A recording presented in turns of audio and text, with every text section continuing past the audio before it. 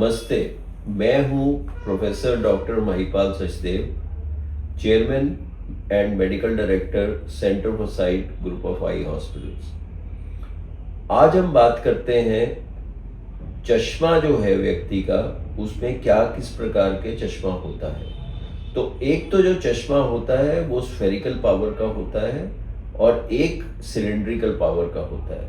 अब स्फीयर और सिलेंडर में फर्क क्या है? स्फीयर का मतलब कि गोल चीज का आकार चारों डायरेक्शन में सेम है, तो उसका जो दृष्टि दोष है उसको दूर करने के लिए स्फेरिकल पावर का इस्तेमाल किया जाता है, चाहे वो माइनस की पावर हो या प्लस की पावर हो।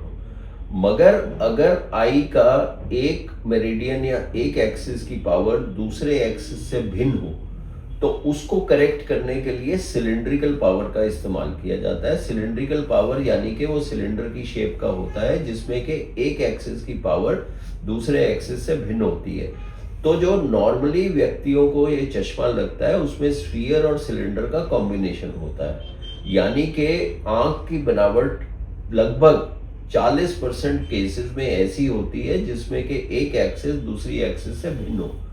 तो अगर आप अपना चश्मा बनवाने जाते हैं तो जो आपका चश्मा चेक करते हैं वो आपसे पूछते नहीं है कि भाई आपका सिलिंड्रिकल पावर है तो आप सिलिंड्रिकल पावर डलवाएंगे या नहीं डलवाएंगे, क्योंकि यदि आपको स्पष्ट दृष्टि चाहिए, साफ दृष्टि चाहिए, तो आपको स्फीयर और सिलेंडर को दोनों को करेक्ट करना पड़ेगा।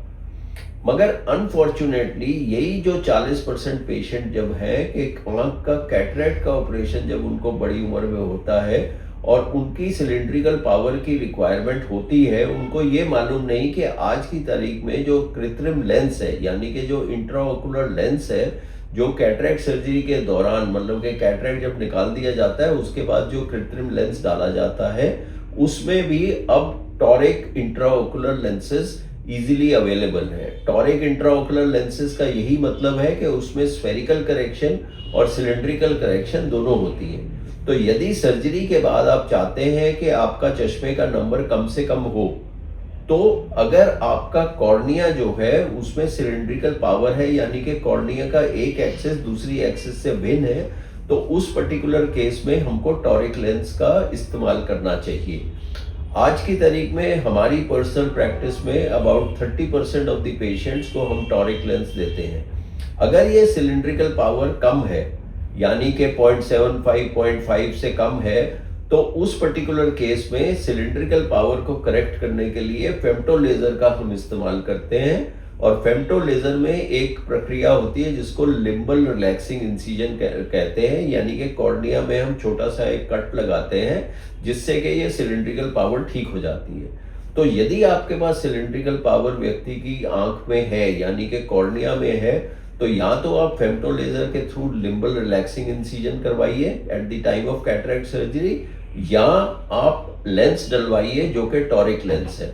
अब आगे कहने की ये बात है कि जो टॉरिक लेंस है वो मोनोफोकल टॉरिक लेंस भी आते हैं, यानी कि जो दूर के लिए अगर आप लेंस लगा रहे हैं तो मोनोफोकल टॉरिक लेंस भी आते हैं, और अगर आपको नजदीक और दूर दोनों देखना हो तो ट्राइफोकल टॉरिक लेंस भी आते हैं। इसकी कॉस्ट जरूर थोड़ी बढ़ जाती है, मगर आपको उम्र भर ये चश्मे की जरूरत जो है वो कम हो जाती है और आपकी क्वालिटी ऑफ विजन बिना चश्मे के बहुत अच्छी हो जाती है। तो यदि आपको सिलिंड्रिकल पावर है तो ये चीज आप जान लीजिए कि आपके लिए बेटर है कि आप टॉरिक इंट्राओकुलर लेंस लगवाएं आंख में और स्पष्ट और साफ दृष्टि पाएं, जिसमें कि चश्मे की कम से कम जरूरत हो जाएगी। नमस्ते, थैंक यू।